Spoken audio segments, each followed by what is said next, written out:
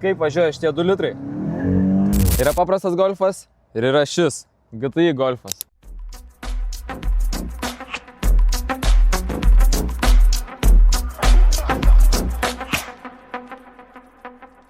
Čia turime 23 metų Golf GTI. 2 litrų turbo benzinas, 180 kW ir tik 24 000 ridos.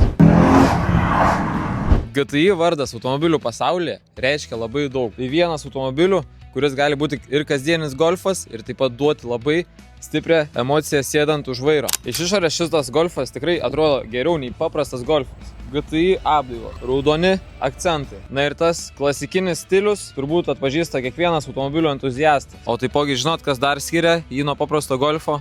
Garsas.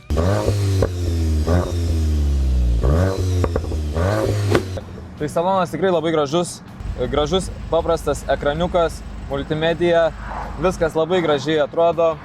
Tikrai labai moderniai, GTI ikoniškos sėdynės, GTI vairas. Jaučiasi, kad automobilis sukimba gerai su posūkiu. Galim pasižiūrėti, kaip važiuoja šitie 2 litrai.